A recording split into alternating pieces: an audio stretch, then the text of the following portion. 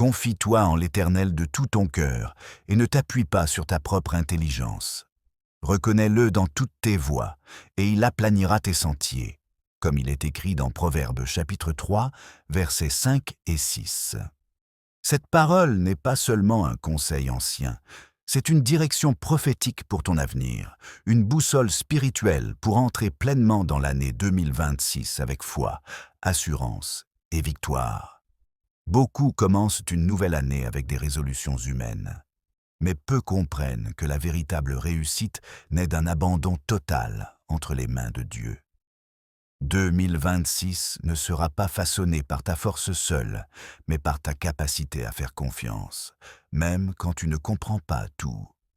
Si cette vérité touche ton cœur dès maintenant, prends un instant pour aimer cette vidéo et t'abonner à la chaîne La Lumière du Monde, et afin de rester connecté à ces enseignements qui nourrissent l'âme et fortifiant la foi. Aujourd'hui, nous allons révéler 7 enseignements spirituels puissants, enracinés dans la sagesse biblique et les paroles du Christ, capables de transformer ton année et d'aligner ta vie avec les plans divins. Écris dans les commentaires cette déclaration de foi. Je me confie en Dieu pour 2026. Et reste jusqu'à la fin, car une prière inspirée viendra sceller ces révélations dans ta vie. Pour comprendre la profondeur de cet appel à la confiance totale, il faut revenir au cœur des Écritures, là où Dieu révèle sans cesse que la réussite véritable découle de l'obéissance et de la foi. Dans Proverbes, chapitre 3, versets 5 et 6, Dieu ne demande pas une confiance partielle, mais un abandon du cœur entier. Jésus lui-même a repris cette vérité lorsqu'il déclara dans Matthieu chapitre 6, verset 33. « Cherchez premièrement le royaume et la justice de Dieu, et toutes ces choses vous seront données par-dessus. » Tout au long de la Bible, ceux qui ont connu l'accomplissement divin sont ceux qui ont accepté de marcher sans tout comprendre. Abraham quitta sa terre sans connaître sa destination, selon Genèse chapitre 12, verset 1. Et pourtant, Dieu fit de lui une source de bénédiction pour des nations entières. Aujourd'hui encore, cette vérité est souvent négligée, car le monde valorise le contrôle, la logique humaine et la performance, tandis que Dieu appelle à la dépendance, à l'écoute et à la foi, des clés spirituelles essentielles pour entrer pleinement dans son dessein. Alors que nous entrons maintenant au cœur de ces enseignements, ouvre ton esprit et dispose ton cœur, car ce qui va être partagé n'est pas une simple liste de conseils, mais des principes éternels qui ont porté des hommes et des femmes ordinaires vers des accomplissements extraordinaires avec Dieu. Ces vérités ont traversé les siècles et elles sont toujours actives aujourd'hui pour ceux qui choisissent de marcher par la foi et non par la vue. Le premier enseignement spirituel pour une réussite totale en 2026 est celui de la confiance absolue en Dieu plutôt qu'en ses propres capacités. La parole nous avertit clairement dans Jérémie chapitre 17, verset 5 « Maudit soit l'homme qui se confie dans l'homme et qui prend la chair pour son appui. » Cela ne signifie pas que Dieu rejette l'intelligence ou l'effort humain, mais qu'il refuse d'être relégué au second plan. Trop de croyants demandent à Dieu de bénir leurs plans, sans jamais lui demander quels sont ses plans. Or, la véritable réussite commence lorsque tu acceptes que Dieu voit plus loin que toi, comprend mieux que toi, et sait exactement ce dont tu as besoin. Comme Pierre qui lança ses filets sur la parole de Jésus, malgré une nuit entière d'échecs.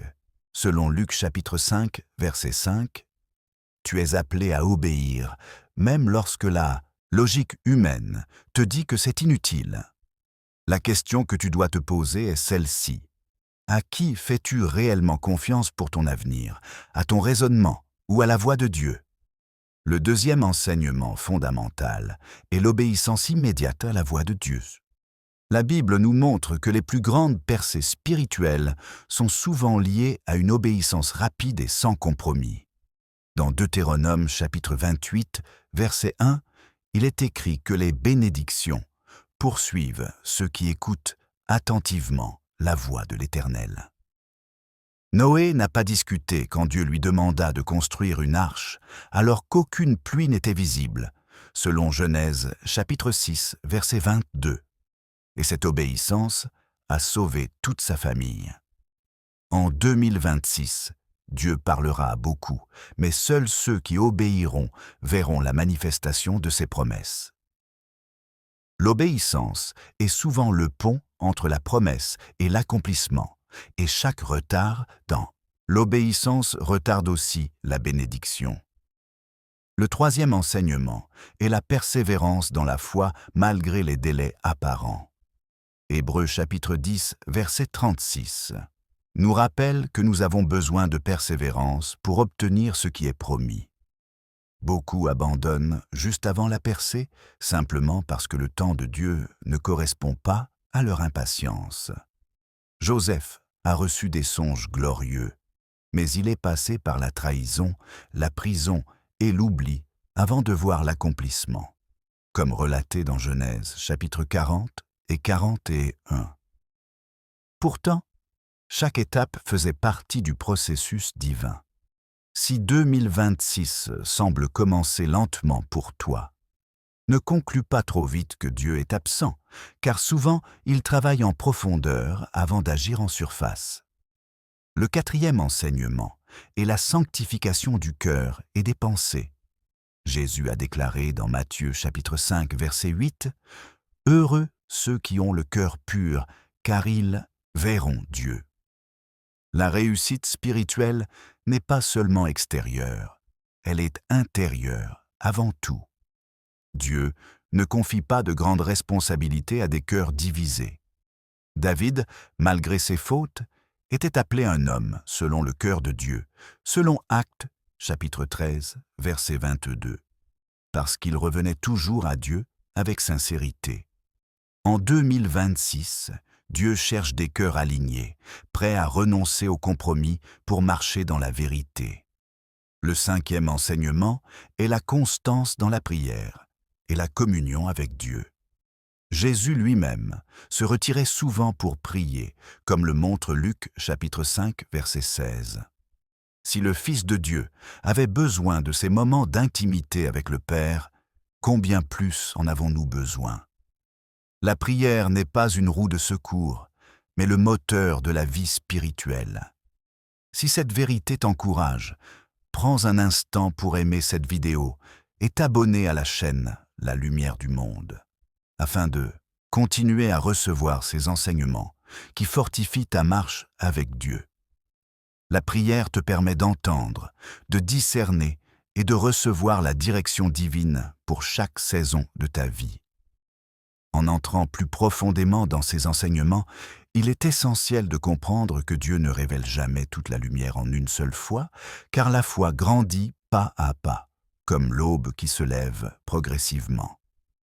Jésus disait dans Jean chapitre 16, verset 12, « J'ai encore beaucoup de choses à vous dire, mais vous ne pouvez pas les porter maintenant. » Ce que nous abordons ici touche aux profondeurs du cœur de Dieu, là où la réussite ne se mesure plus par ce que l'on possède, mais par ce que l'on devient en lui.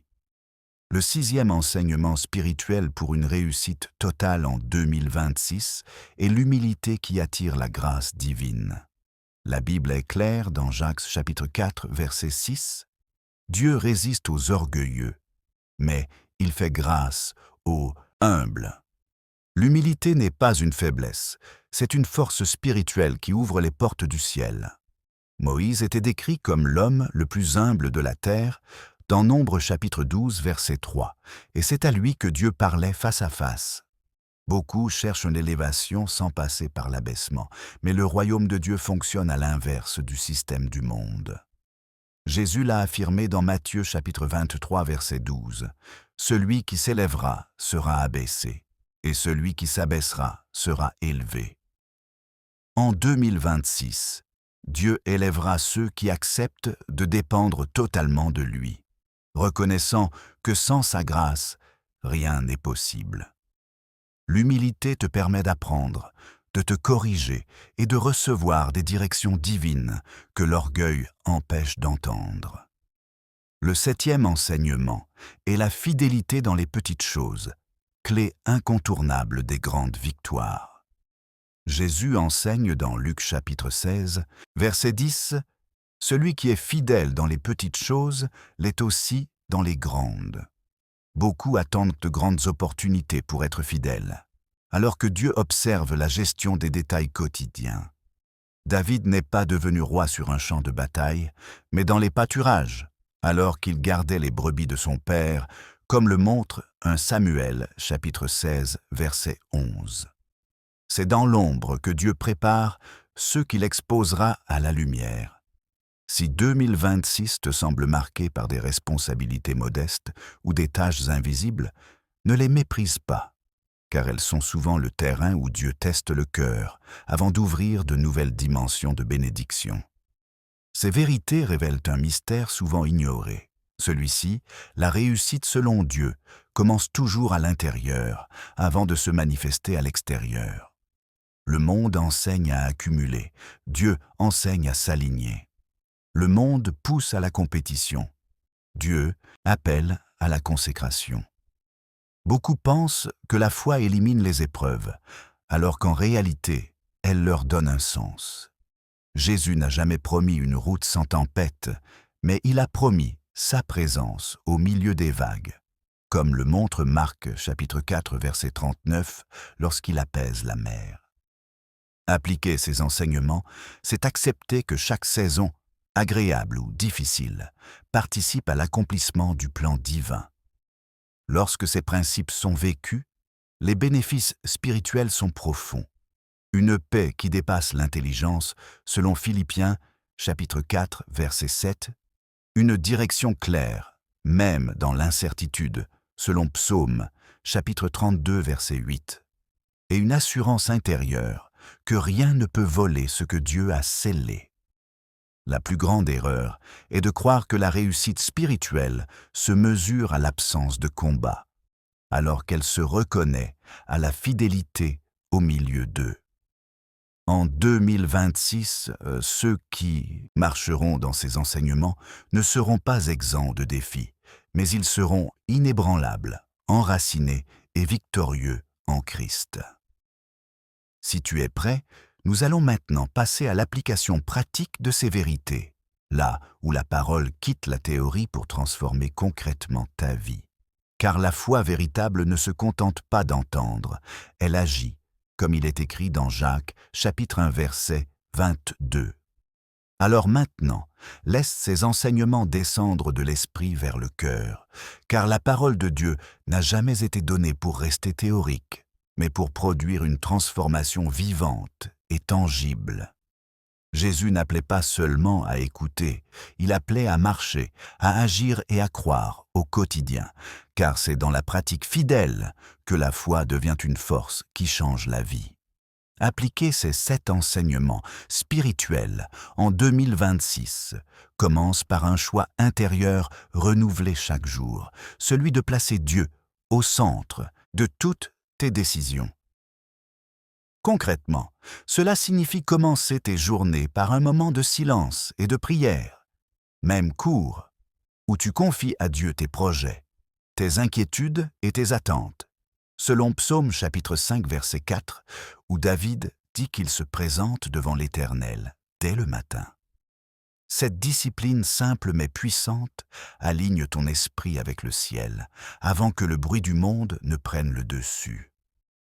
Ensuite, exercer la confiance en Dieu implique d'apprendre à lui remettre ce que tu ne maîtrises pas, notamment les délais, les portes fermées et les incompréhensions, en te rappelant Romains chapitre 8, verset 28, qui affirme que toute chose concourt au bien de ceux qui aiment Dieu.